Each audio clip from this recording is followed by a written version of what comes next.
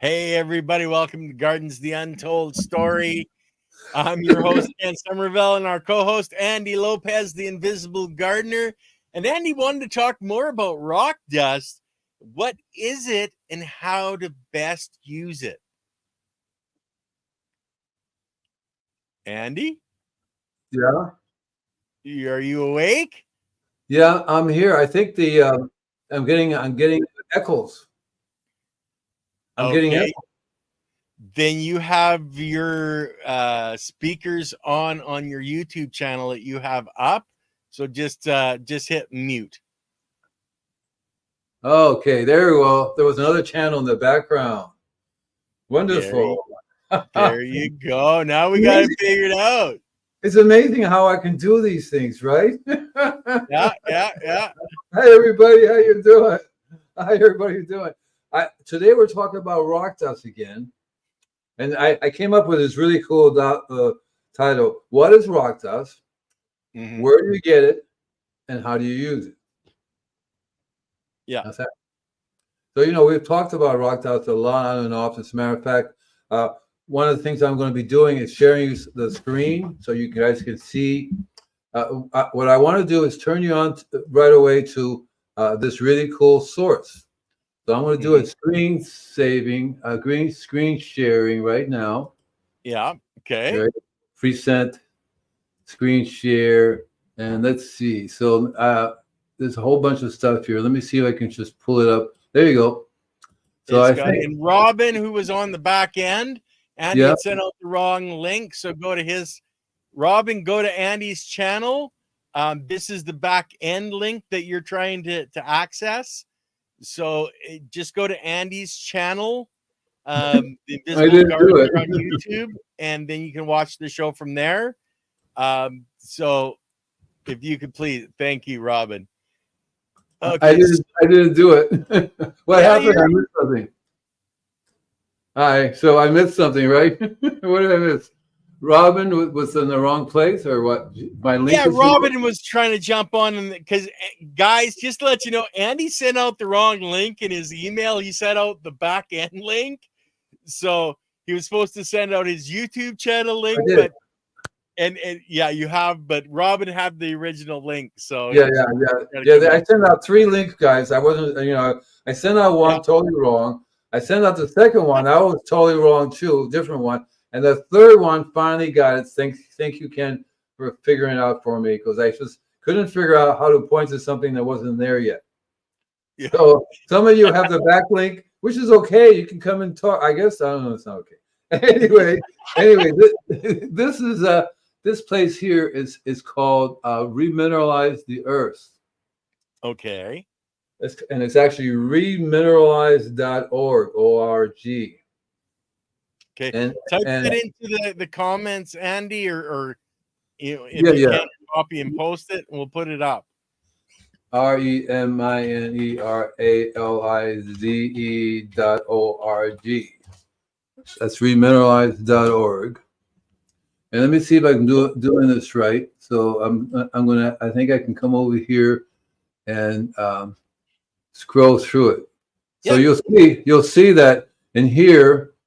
Let me see if I can pull out the right one. So this is my friend who started. This is her name, Joanna Campy. We're going to have her on sooner or later. I've been asking her for about a few years now, and she's really super busy. She's really super busy, but she does. One of the things that they have over here is this resource directory, and if you click Mhm. on the resource directory, you're going to find that it covers every place in the world that rock dust is sold. See, look, in Asia. Did the screen come up? Are we still in the right place? I think so. My eyes aren't good enough to see that that Okay. size.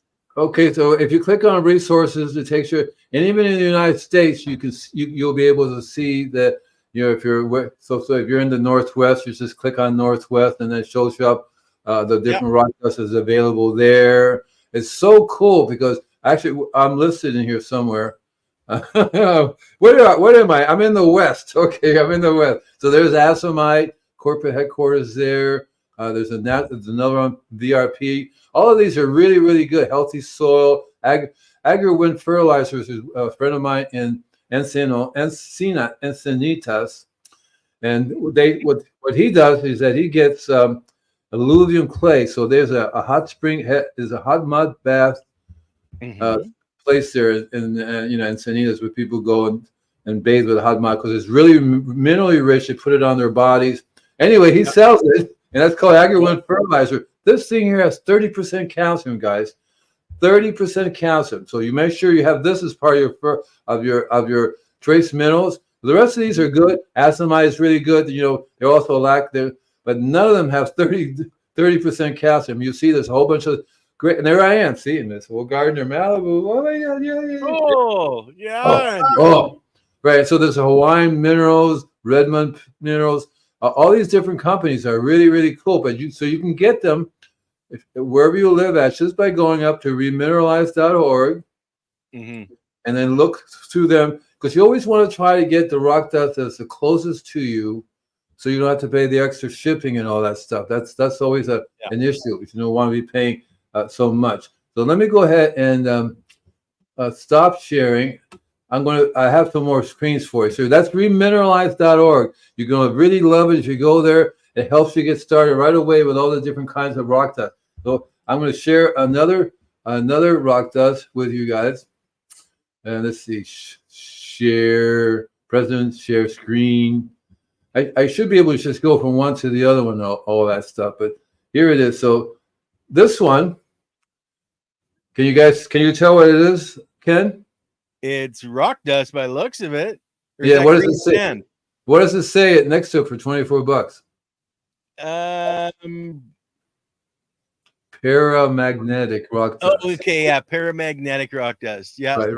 So the all basalt rock dust are paramagnetic. And I talked a little bit about paramagnetic.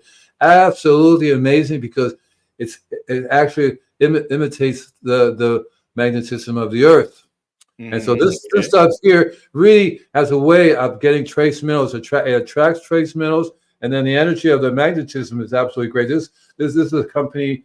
It's called. Well, they sell it on Etsy, but all you have to do is type in paramagnetic rock dust in your Google search.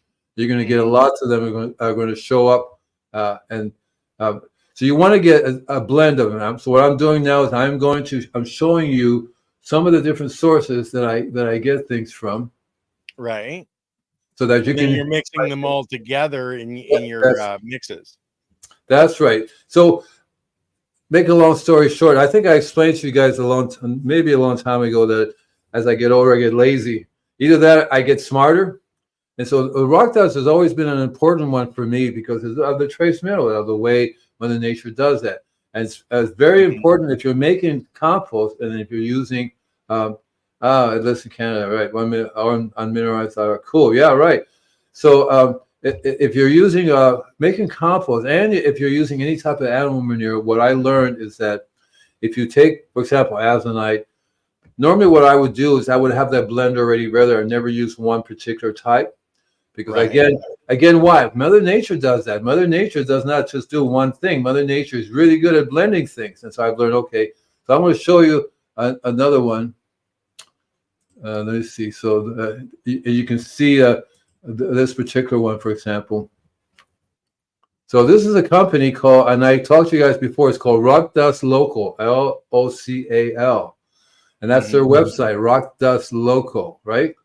And they sell these, I say, what's it, 6 different types of rock dust. So they have the Brix blend basalt, right? That, you know what that means by Brix blend. This particular one will raise the Brix level because it's very rich in a variety of minerals. And that's the one that's paramagnetic, right? Exactly. All the basalt are paramagnetic. Yeah, okay. So then they have this microfine. That really means that, so in terms of rock dust, every rock dust just generally means when something's very fine. But so rock dust is really rocks, right? That have been crushed up, right? Right? Yeah. Yeah. And well, so, that's why actually on Friday, Andy, when I was talking with Ryan, we were talking a little bit about rock dust, and I was telling him he can literally go to the local, rock pit and get the fines from underneath the crusher, and that's what rock dust is.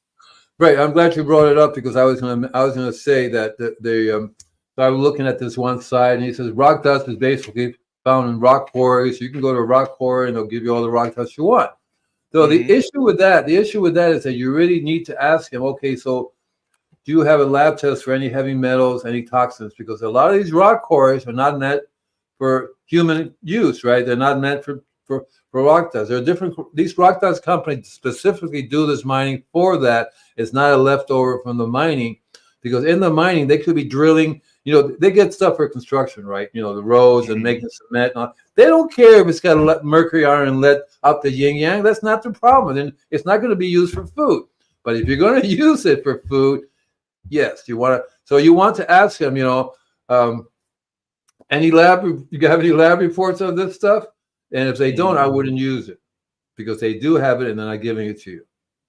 You see what I mean? So that's it. But yeah, so in this example here, you have the microfine basalt. See, that means that's 200 mesh. That means that when it's really fine, it becomes available. This is the way you want to give it to the animal manure when you get it. So when you get animal, what I do was I have a blend. I would go out there with a little container, and when I would pick my animal manure and start loading it on the truck, I would sprinkle it at rock dust as you go. And I learned from experience that if you do that right away, it binds all the nutrition, all the nitrogen, everything is bound right there. Because if you take all that stuff, take it back to make your compost, you're going to lose at least half of it, half the nutrition, half the biology before you even got started. Right? Okay, I think I want you to explain that again, Andy. So what you're saying is you get your manure and you're adding the rock dust as you're loading it into your truck? That's right. To get things started, because as soon as you open the pile of manure, it's you got your VOCs or volatile organic compounds, right? As soon as the manure gets dropped from the animal, it's starting to decompose. It's starting to lose nutrition, whether it goes in the air, whether it dries out, whether all kinds of stuff starts to happen. So you're on a timer, and the nutrition level severely drops. The longer you keep it out there, the longer before you get to it, and so you do want it to have it really fresh, and you want to have other minerals there. So that's why you take the rock dust and you sprinkle it onto the manure, and then you go and do your composting thing. But you can take that and you can even literally cover it and keep it there for a few weeks, no problem, unless it rains. When it rains, all that water disappears. But basically, if you can protect it from the sun, you can literally take that and put it in a Ziploc and zip it up, right? And all the minerals will stay there, as opposed to you try without, right? So that's what I've learned to do from experience. You do it right away. Let me see I don't know what I did here. I went to another place. No, not that place. I don't know where I went to. You didn't go to Mars or Venus, did you, Andy? So let me show you. So I'm going to stop the sharing, and I'm going to show you some more, because I have some more little stuff I want to show you guys. And then cool. So this particular one over here is I'm going to go back over here to the screen of sharing. Give it to me, baby, give me the screen. Come on, what are you doing? Okay. Let's see, where are we? And one of the other things I want to mention, guys, for the quarry rock dust, you can do a quick test to see if it's acidic, and that's add a little bit of white vinegar. If it starts to bubble, it's not necessarily the rock dust you want. Okay, that's another quick one. Whether you're putting rocks in a raised garden bed or something like that as well, you want to check and make sure you don't have a reaction to vinegar. Yeah, there are lots of really cool ways you could do with that, but you'll find all the rock dust are very rarely acidic. They're almost always very alkaline. They're almost always very alkaline. So that's one of the issues with using rock dust, is that if you use too much, you automatically are going to. Let's see. I can't find the one that I wanted to show you, because it has this this one place where I love getting rock dust from, and it's called Agro. Let me see if this is the one or this one. Agromins is where I talked about this one, where this particular one is called Arbicol Organics. And I've been getting stuff. Her name is Cherie. You just tell her Invisible Garden Center. You're going to find lots of really cool things in the store here. But they sell this volcanic rock dust. Okay. Yeah, and anything that comes from the volcano, as you know, is really, really, really, really good. So this is, and I don't think it's Mount St. Helena, but it definitely. Well, is. St. Helens, you're trying to say? Yeah, I don't think it's from that one, but it could be. But it's actually very fine, very exceptional to use. I would definitely have one of these in your in your bag there. Okay, so this is a volcanic rock dust. Very, very good. You see, it has one of the things about it. It's got all the fulvic acid in it already in there, and it has a lot of trace minerals, and it's an excellent one to use. So it's called, and this is called Arbico Organics, and I think it's let me see, arbicoorganics.com, ARBICO. Let me see if I can just go ahead and type it in there for you guys, or you folks, or whatever you are. Well, and these are good resources for people to have, because these are some of the things that people need, is the mineralization. If they don't have it, and especially like you're dealing with, Malibu, where you're dealing with gardeners are taking everything away, you definitely want to be adding this back in, because other than that, you don't have the components you need for proper growth. Yeah. So rock dust is I would use primarily rock dust for the making the compost process, but also you can make a tea out of it, which is very interesting. So you want to learn so when you're making your what we talked about, the microbial blend or even the compost tea, you can add rock dust to that mixture, and the fine stuff dissolves. It's all like a creamy. It makes the water very milky, and so a lot of it. How much, Andy? Like say for a 10-gallon, or let's use a 5-gallon pail. If I was doing a 5-gallon pail, how much rock dust should I be putting in? So the way it would be not to pour it in, but to get a sock or a pantyhose or something fine like that, and get a cup. A cup would do 50 gallons, for example. A cup of the rock dust would do 50 gallons. So it also depends whether you're using just straight water or the compost tea. Ideal scenario is when you have the rock dust in the compost. You don't really have to add rock dust again. But if you don't have you're buying compost and you're not really sure of the minerals, you can make a rock dust tea and add that to what the compost that you're buying from the store, so you can increase the mineral efficiency of it. I would actually, that's why I started using C90, because I found that C90 is very simple to add to the water if I'm going to do in the water mixture. So I've stopped making compost, but if you're making compost, you want to add the rock dust to the manure, increases the trace minerals of your compost that you're using. You may not even have to use C90, but I would still use C90, because then you have a really amazing blend. Anything from the ocean, and you got all this particular kind of, if you get a blend of all these different types of rock dust, you're going to have an amazing 1 cup gallon to 50 gallons, right? And interesting too is that sock will still be useful. You can make another 50 gallons of it, but that stuff will take a while to sort of decompose in there on you. You squeeze it in another, and you want to have it clean distilled water, or if you made some compost tea and you already have the tea, you want to put it in there before, and then you bubble. And when you're going to use it, like you're using the fine, the stuff that's dissolving, that's why you put it in the sock to hold any larger particles. Have you found any problems with, the different equipment to spray it? Can you use a backpack sprayer, a pump sprayer? How are you using it, and is it interfering or blocking the nozzles, Andy? It doesn't interfere. You have those little hand pumps that you can pump. Yeah. I've also used it in my sprayer.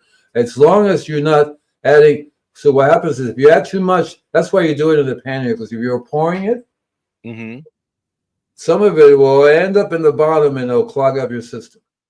Yeah, and that's why you're using the pantyhose. Right. So you'll have a little pile of this stuff which will get shoved in there because it's not going to dissolve. So it stays in the pantyhose. All you're getting is the soluble form of it comes out. It's like milk. It's so fine, it won't interfere with the sprayer, the pump, or any of that stuff. The only thing that I learned from experiences. That so once I had just plain water and I filled it up with water. I just did the rock dust by itself. So when you spray it and it dries, you see this white coat on the plant, on the leaves. Right. Yeah. This white coat. And one of the things about rock dust is actually silica. It's actually a part. It's diatomaceous earth in there. Okay. So it actually, you can actually spray. But when you spray your plant, it has this layer of this diatomaceous earth on it. Mm-hmm. So it can work, but you also want to be careful about, because diatomaceous earth, the rock dust, if sprayed, can be detrimental to butterflies and beneficial insects, because the rock dust doesn't say your passport, please. Right? Yeah, exactly. Yeah, it can do damage. So in the long run, you could do that. You'd be better off. Anything you're going to spray, you want to use a C90 because that totally dissolves. The rock dust again is better to be added direct. So it's a waste to add it to the soil. A lot of people take rock dust, right? Sprinkle it on the soil. Yeah, and they're wasting their money because it takes so long for it to be used. Where if it's ran through your compost, the biology is already grabbing the minerals from those particles, splitting it apart and transporting it around into their own bodies, which gets broken down and then used inside of your plant cells. When you say it takes so long, you have no idea. It'd be like an Ice Age. You be like thousands of years. I mean, this stuff is it's actually rocks. They call it rocks for a purpose, right? So it does not decompose very fast. Mother Nature has a way of, the way Mother Nature works with rocks. It's called an Ice Age. Every so often, these massive glaciers will go over the earth and grind everything up. And it's fungi and mushrooms that actually can produce specific acids and compounds to literally break down rock. But yeah, it's a long-term project to break down a boulder, It's a process. It's definitely a process. Because I have lots of people say, I put some rock dust down and didn't notice anything. I said, what did you expect to happen? It's like, maybe the wind came and blew it away, the rain came, you watered, just let it all off in the neighbor. Away. And so it does nothing. I read another article about this guy says he got 10 pounds of rock dust put in his raised bed and didn't notice any difference. Mm-hmm. In fact, he said he blames the rock dust. He burned things. He said he killed things. So you'll kill if I put rock dust, if I was to take any rock dust and put it in my worm farm, it will kill the worms. You know that, right? I've actually never put rock dust in a worm bin, so right. So internally, but this will kill the worms. That's why you want the biology to break it down. Because face it, worms eat the biology. They don't eat the plant. They don't eat a leaf. They eat their biology that is eating the leaf. That's exactly what we do. We don't eat the biology directly. We ate something that ate something that ate that ate that ate that, and that's how we get that. It's called the chain. The chain of life. That's the way it works. And the soil food web. Yeah, everything's eating something, breaking it down, and putting it back in to be recycled. Mother Nature's the ultimate recycler. I mean, come on. I tried to eat rock dust, but I think my stomach was not very, very happy about it. My stomach said, "You're kidding me. You really seriously want to put that in your body?" And so what you want to do is the remineralize.org. It's a really cool place because it gives you an enormous list of different things you can do. And a lot of times you'll find that, for example, I think there's one which let me see if I can pull that one up. It's a really cool one. Let me just see if I can figure out which one it is, because it's a so there's a couple other ones. Let me show you this one. There's two more I want to show you because some of these companies are really cool in how they sell their rock dust. And so this one here, let me see, is I wish I had them in order, Then my cat came through here and really screwed up my order. My order. Okay, you gotta let your pussies stop, playing on your keyboard. Okay. Yeah. I have to do that. Let's see. I know. I had. Maybe it's this one. Yeah. Let me see if it's this one. Right. So this one is a Peaceful Valley Farm and Garden Supply, and they sell all kinds of rock dust, and they talk about what is rock dust and all that kind of good stuff, right? And so this is called Peaceful Valley Farm and Garden Supply, and their website is groworganic.com. So and this one here, let me see if I was trying to figure out. Let me see if I can just show you. So they have these. One of these is maybe it's this one for the rock dust. I think it might be this one. Cover crops.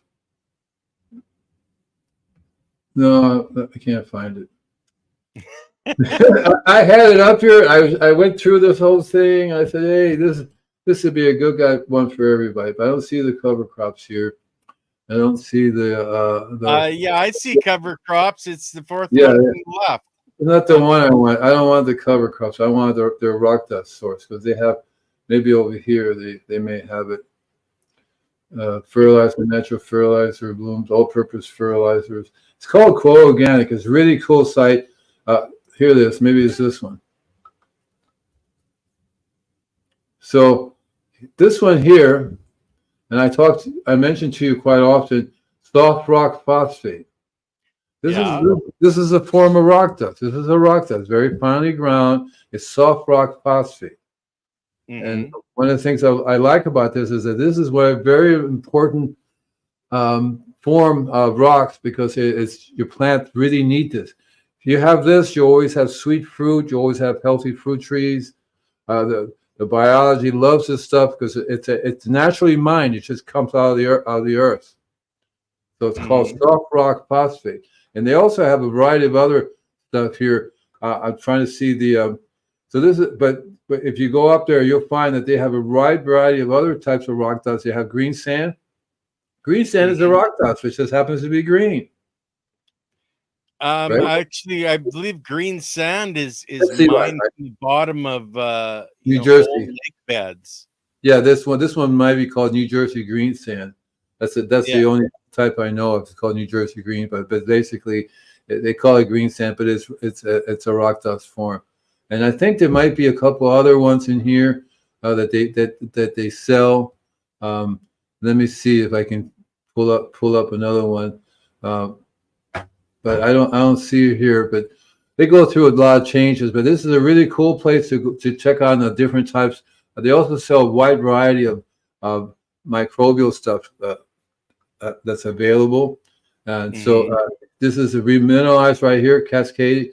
So this is a rock dust from the Cascade Mountains. Okay. Right, that one there, right? And then this is let's see. Yeah,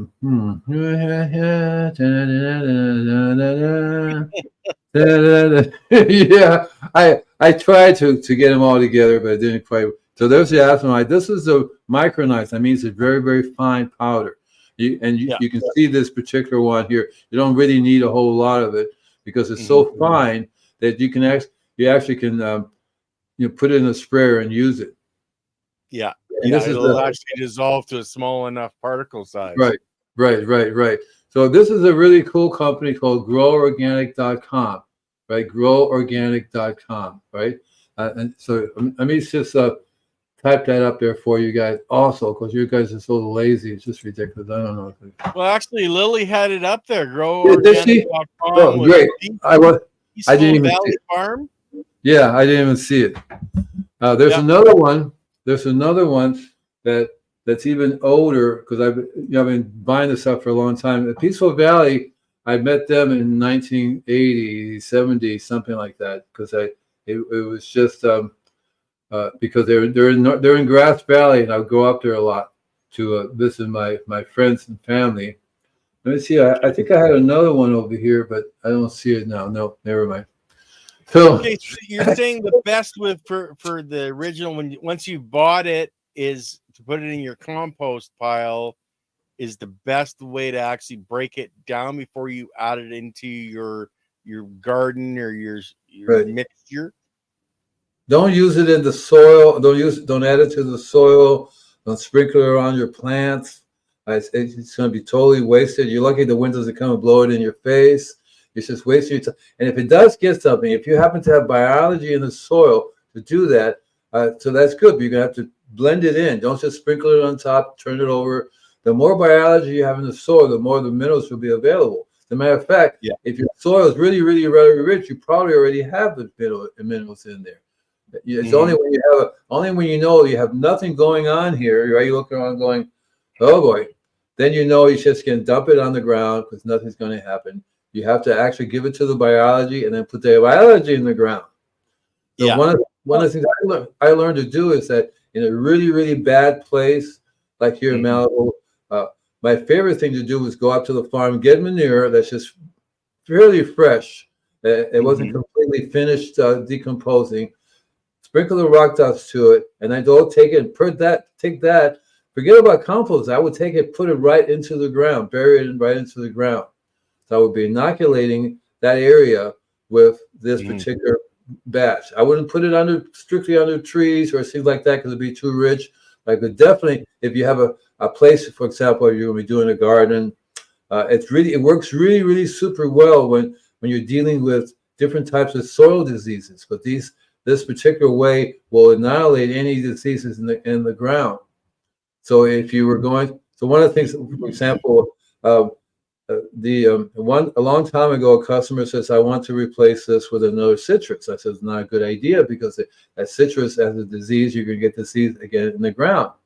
He insisted on doing so. The only way I would do it would be I got some manure, had the rock dust added to it, and I brought a truckload of fairly within a month. It wasn't really that old. Sago palm. Sagu. That's a hello. Oh, sagu. And so what I did was I turned that manure into the soil and then covered it with a black tarp so it would heat up even more. Yeah. And after a month, I took it out and then I added some soil to it, and then we planted the palm again. And that palm did not catch it from the soil. Unfortunately, it did catch it from a gardener who used another palm with disease and went and cut it. And I was there. I was there when he was doing it too. Did you clean your tools? I said, too late. Yeah. What was the question? I missed something. What about high value rocks like jade? Would that make a good dust? Like, because there are, grinders, even diamonds, they're making a dust when they're grinding the stones down.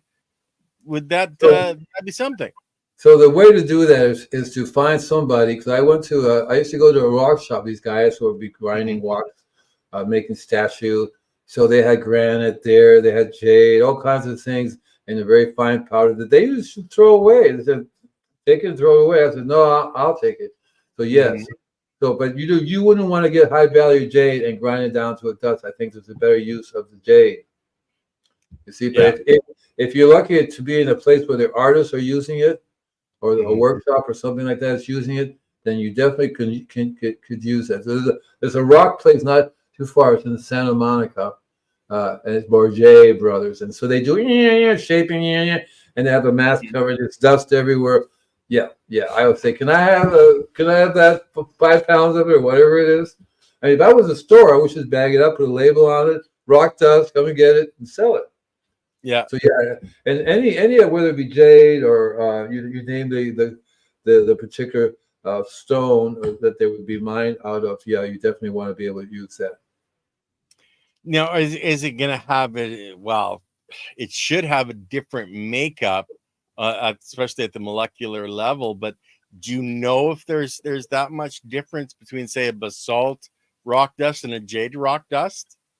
Yeah. At the lower, the smaller, when you zero in, and you will find that the structures are different because the salt, it comes down to jade is more like a crystal. You'll see the crystalline structure, whereas the salt will not be the same crystalline structure.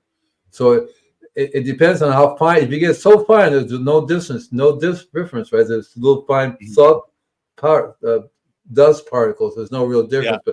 A little bit further up, you'll notice that there are, you can see that. You can see the jade is very different, solid, all this stuff is supposed, so the structure is different. And also because of that, the mineral content is different and the energy level is different. So a lot of people like, if I was privileged to have jade dust, I would use the jade dust not in my garden.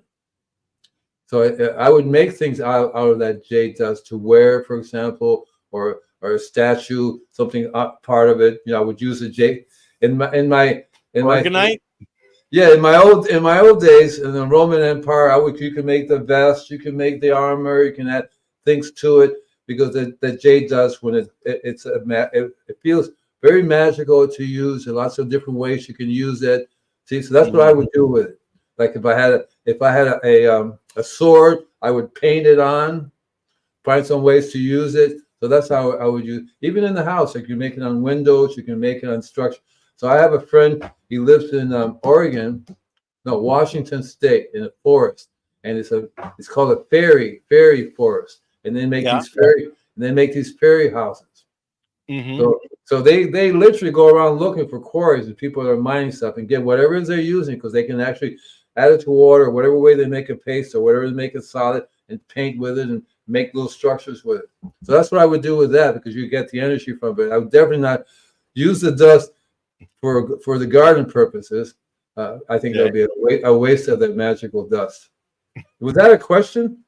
Oh, yeah, it was a question. And we got another one here from Scotty. Where does vermiculite fall into this? Isn't it something very similar, natural, and probably mined? And yes, it is mined. Yeah, there's vermiculite and there's perlite. Yeah. Vermiculite is naturally mined. Perlite, it's been heated up. It's something that's been heated up, and that's what's called perlite. Yeah, they've popped the cell open. That's why it floats on water. But vermiculite, and there was the scare decades ago where it had asbestos in it. The vermiculite that's mined now in as far as in North America anyway has been tested, and there's no asbestos in it. But it is a form of rock or volcanic rock or something, isn't it? Volcanic rock, right? Which is very, very porous, and it's mined specifically to have these small little particles in it. They're meant for air, to provide air. Both of them are meant to provide air, more room between the spaces of the soil.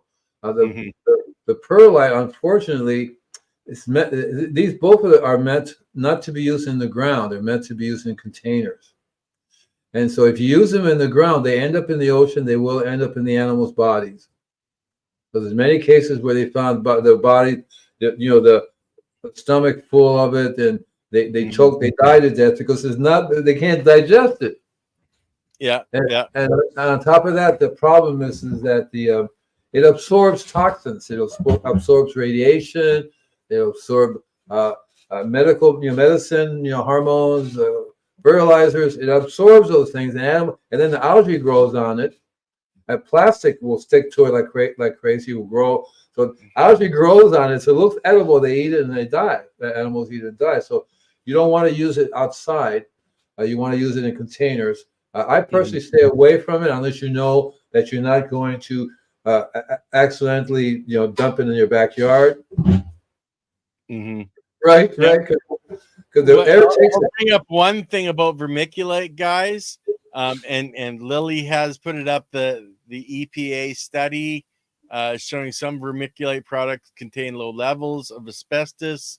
So know your source is the biggest thing. But I've seen it as packaging. Instead of the little bubbles, they're using just this blown up vermiculite, the stone particles, basically, for packaging now. Yeah, and that's so bad. And that's why, but that's really bad because it ends up in your landfill. One thing, if it stays there, it's not going to decompose. You can't compost it. You can't do anything with it, but it's not going to stay there. Imagine if they were doing that over where the hurricane hit. It would be in the ocean. It would be everywhere, and it will spread out. Mother Nature spreads it out, and everything starts living on it. And then you start eating it, and there's not so much but you will eat it indirectly if you eat fish. It's called, and it's like the microplastics. It gets everywhere and it gets into everything. But I want to just point out one quick point, Andy, is everything that is being thrown at us now, the at the molecular level, Mother Nature has already designed the biology to break those components apart. It's just having the right biology in the right areas to break these things apart. And that's where, Leighton has found that, he's found the right biology to break down the glyphosate. They found the right biology that's eating those microplastics. The biology is literally breaking those apart. We just keep killing the dang biology. We got to stop killing the biology and add more biology. Yeah, I really love Leighton's what they're doing, and they're on the right path. I think, look, if I tell people, if a giant spaceship came and took away everybody on the planet, the Earth will figure it out. The Earth will straighten itself right out. All these chemicals, all these things will disappear because something will come along and convert it next, and just go clean it right up. We're in such a habit of dirtying and destroying on a regular basis. Mother Nature can't do it. The best way she can deal with this is to get rid of us, and everything works fine. So if you have this jerk spreading toxins around like crazy and trying to clean up after you just say, "Come here, pow!" Get rid of the guy who's doing the toxin. Well, that cleans that up. So that's what's going on. And we remember Leighton had told me once that there's a bacteria that eat up radiation. Mm-hmm. Well, yeah, it's actually in the Ukraine war, when they went by Chernobyl, they realized, because they Chernobyl, when they were running there with their monitors, they weren't picking up the radiation. As soon as they went through with their armored divisions, broke through the soil structure and broke into the fungal hyphae that was literally holding the radioactive material inside of itself, then all of a sudden all of the radioactive sensors went off again because they had disturbed it. But Mother Nature had already taken it in and was storing it away. Right. Just mankind's just got to stop killing things. No, they can't. He can't do that because it's his nature. It's that or we die. Yeah, It's just like I was thinking about it the other day. So even a monk who says, I value life, is destroying things every time he breathes. It's killing life even when you walk. You can't do it. You just can't do it. You just can't. You can't breathe. You can't. You step on. Oh, sorry. Well, you're stepping on billions of little biology in there that you're, damaging. But I'm talking the chemical sprays that are designed to kill biology, and not specific, but all biology. The antibiotics, the hand sanitizers, it kills 99% of bacteria, but that's bacteria that's actually protecting your body, and you're wiping it out. So then, hey, I'm just gonna let in all the bad stuff because I've killed off all the good stuff that was protecting me. Like, that really just annoys me. Hey, Banna. And it's the same thing with what we do to our bodies. We're constantly destroying our stomach, destroying our health, eating the toxins that are killing the very thing that we want. Andy, if you're living in a city and you're taking a shower, in water that has the fluoride and the chloride, you're killing yourself every time you take a shower. Isn't that just fun, guys? Right. And just outside watering the garden, you're destroying the biology of all the sprinklers. If you're on city water, if you're on city water, even if so, you can buy a filter. They'll filter it out to a big degree, but the best filter is the living biology. You really want to stop that, but if you do run it through a filter, you're not going to get it off. If you have a living soil that's functioning, whatever makes it through will take. Well, one of the things I did when I was young, I did. So I love the idea of using freshwater pool, right? And so I tried to figure out how the best way to filter out the water. And so I read somewhere, or I don't know how somehow I got in my brain. So I figure, okay, the pool is going to drain into this area with plants. It's going to recycle the water back into the pool. Mm-hmm. And that was the idea. And it does. It works. It goes, the biology filters the water so clean, and it goes straight to it. You can have fishes in there. You can swim in there. Yeah. Totally bacteria free. You don't have to do the chlorine or any of that stuff. And that's the soil. And so we have to get that going to again. And I was talking to my friend. He said, I told you I want to have him on again. It's the tree walker guy. Here's a certified arborist who's teaching me how to become a certified arborist, and he doesn't use chemicals. He does not like injecting chemicals anywhere into a tree, in the soil, any of that stuff. I said, what are you doing then, right? Mm-hmm. Yes, white vinegar is excellent for a lot of things to use. Yeah. So you look at all of this stuff, EM1 they use in India as a cleaner, and it's just biology. It's 4 types of biology in mixed in with water, and they use it as a cleaner because it does take out all the bad biology, and it's only the good biology that's left. That's what you look at things like silver solution, where it's been proven to kill all bad biology but still leave the good biology.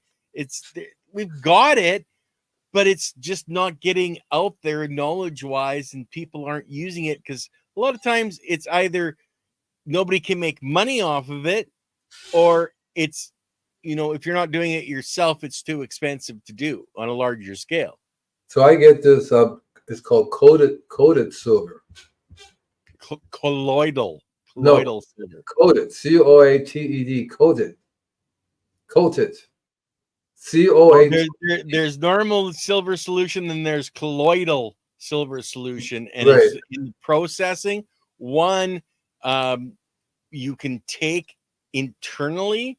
The other one you can actually get a silver disease where it'll start turning your skin blue, and Right. and So yeah, I use this product called Coated. It's a silver that's coated. It's not colloidal, and it's okay. not. And So it's a specific product name then. Yeah. And you can do all you want to. If you want to get blue, Yeah. and it's specifically for your body. So you can take it internally. You can apply it externally. Yeah.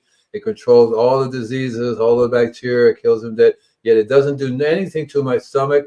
Doesn't affect my biology at all. It's a very natural product, and I can tell you about it. But it's called Coated Silver. I actually had him as again. I guess the guy. His name is David Avocado Wolf. WOLF. We tried to get him on before, and we're still trying to get him on. I still try. I had him on my show once as a guest. You can see it up on YouTube there. But he's out in England, Europe, some other place, and it's going to be a very tough one to grab him long enough to do something, But and anyway, so returning to the rock dust. Now, rock dust is very, very good, provided again you're making compost, because you want that. That's the secret right there. Don't put it in your vegetable garden. Don't use it because it will kill the snails because it is like a partially diatomaceous earth. But if the wind blows it, it's going to end up everywhere except where you want it, which is basically inside the microbes eating it. Yeah, so, and in their bodies, because their bodies are made out of it. So that's exactly what you want. Any suggestions to buy 1 to 2 tons of basalt rock dust in southern Florida, Andy? I would go up to that place I told you, remineralize.org. Look up Florida, which would be the. You want me to do it now for you guys? I could do that real easy. Sure, go ahead. Okay, let me see if I can just pull it up right away where it's at. Here we go. So here's remineralize.org. I'm going to share the screen with you. That's in share screen. So let's see, remineralize. There it is. So remineralize resource directory, right? So we'll go to this one. So let's see. So we're gonna do. Where is it? There it is. United States. Where was it? It's the southeast, right? Yes, South Florida. Right. So let's see what we have over here. Okay, so we got Fort Pierce, Florida. See, right? So right now, there's in Florida, there's just this Fort Pierce place right here. It's called Ocean Grown. So I would take a look at that one. But if you don't find it in your particular area, then what you should do, like this guy over here is pretty good. So he's in Georgia. But anyway, what I would do, okay, Georgia. So what I was going to say was, if you can't get in Florida, get it to the a couple of states around you. So the thing to do would be is to actually look for I would come here, do a little search. But what you can really do is you don't have to specifically deal with one place. You can literally do a search. Like I know some people don't like the shopping. So what I would do is go up to Google and do search for that particular type of rock that you want, base oil rock dust. As a matter of fact, you can do a search, base oil rock dust available or something like that, and you'll find there's lots and lots of places that sell this stuff. And, Yeah. And I wish this orders as much as you can at one time. So what I did was I found that Down to Earth, they sell it, and they don't go by the weight, they go by the pallet. So instead of paying $50 for 50 pounds, I will pay $200 for about 40 bags at 50 pounds each. You see, and it'd be a lot cheaper to order it that way. It costs me a lot less than to buy by the pound. But that's what I would do. I would do a search, and then don't try to stick to just one type. I don't know if you were listening to me. Do you want to get a blend? Do you want to get like that local rock dust place? They sell the basalt. Plus, they have a couple other different types of rock dust. And the thing is, they don't sell them in 50-pound bags. You get maybe 20 pounds. Yeah. So I would go there. It's called localrockdust.com. And do a little bit of research, and you're going to find what you're looking for. But the blend is always better than just having just one thing.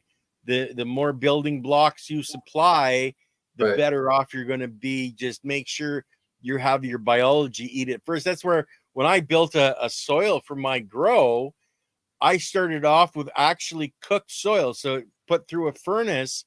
So all the biology I knew was gone. And then how dare you do that? Yeah, I know. I was bad. I added the different rock dusts, the green sands, alfalfa, and I built my own soil, but I let it compost for 30 days. Right. So I knew that the biology had already broken all that material down before I ever put it in with a plant. So you can make your own mixes, guys.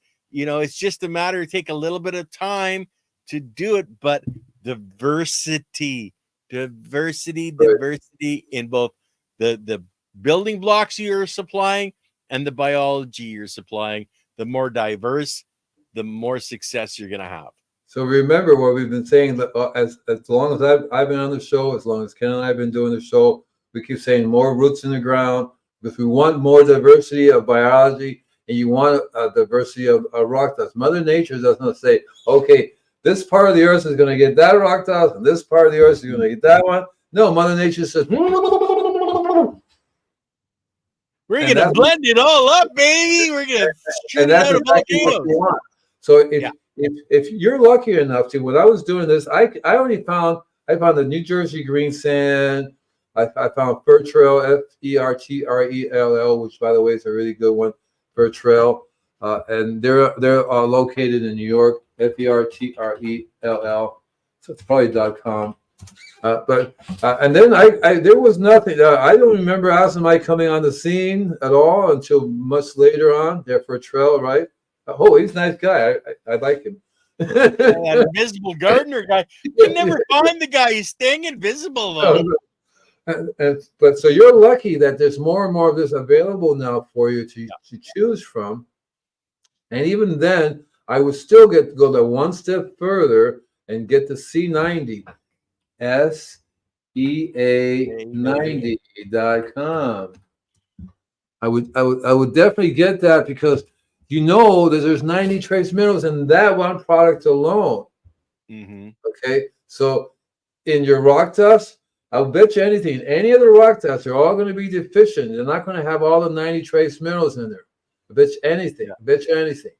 But they all have different variations, like the AgriWin, for example, is 30% calcium. It may not have any of the other minerals in it as much. So that's what you want to do. You want to get a blend. And forget about sending it to the lab, because you know that the more you blend, the more different minerals you get. And the biology will break down those and make those available to those that need the specific runs, rather than say, I'm going to get, it's going back to like the chemist. I'm going to get 5 pounds of calcium, right? I get 10 pounds of this and 5 pounds of that. Oh, what happened? There you go.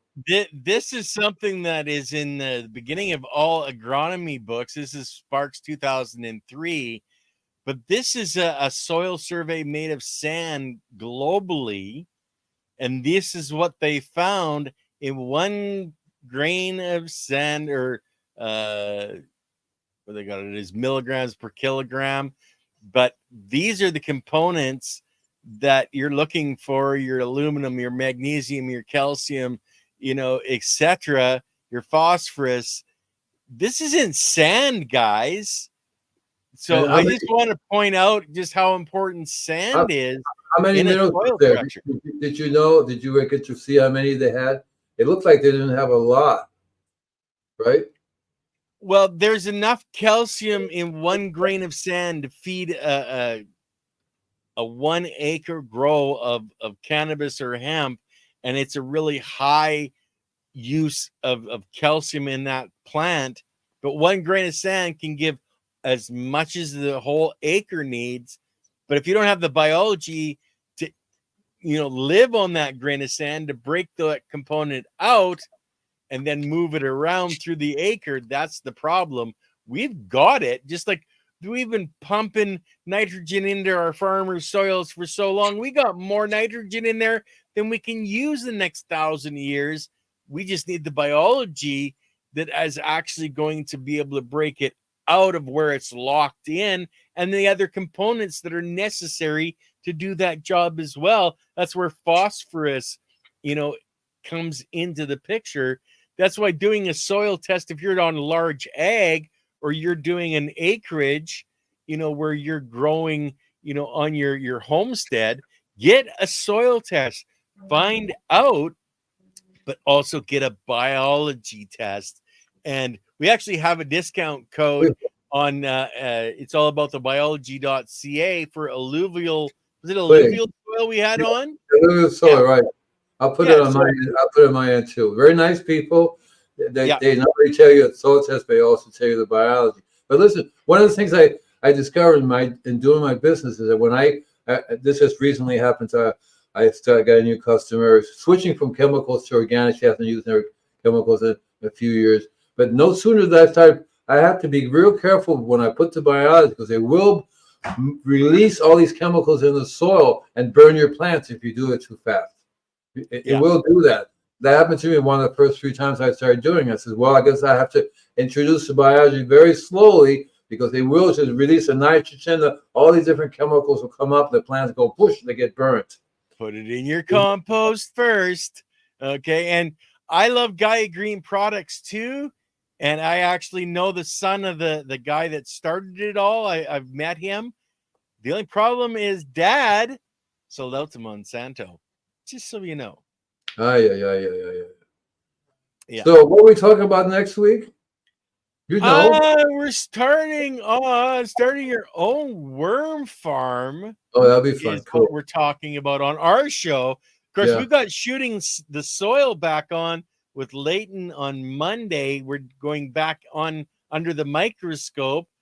He's going to have some more samples of what he was showing us, a couple of months ago. So it's been his compost has been sitting longer. So we're going to be able to see under the microscope the difference from the first show a couple of months ago, looking at his compost, to what we're going to be looking at on Monday. That's going to be a really good show. It's the same time this show is, right? No, Mondays is at 2 p.m. Pacific, 3 p.m. Mountain, 4 p.m. Central, 5 p.m. Eastern, and 5:30 in Newfoundland if you're in Canada. What time would be for me? For you, you're on Pacific, so it starts at 2 p.m. Pacific on Monday afternoons. Wow, some of us work, you know. I know, but that's why it's always recorded, always available on YouTube. Yeah, I watch it. I know. like watching it. Yeah, and I enjoy everything that you guys are doing. You have to keep doing that, and don't be afraid that people are not getting it, because I don't think they will ever get it. But there are those who already are doing it. You just have to. Mhm. And we were talking about carry wood, and chop wood and carry water. Do your thing. Do it well. More people will start to see what's going on. Like this arborist is starting to realize maybe there's a different way of using chemicals on trees and doing that. So that's a start. Well, there's a definitely a different way, because Mother Nature, back before the we That's what started she did. using chemicals, we didn't use chemicals. We had crops; they were good crops. It's just Yeah. it's all about the money and power, and when we take the power back into our own hands, and then we stay positive, live our lives the best we can, then everything's going to be golden out there. I remember the saying, and my grandfather used to say is, however you grow, whatever you grow, just grow. Yeah, I think I've got that listed over here. And don't forget, one lit candle can light many without ever diminishing its own light. So we're 2 lit candles, Andy. I got the light right up here. Yeah,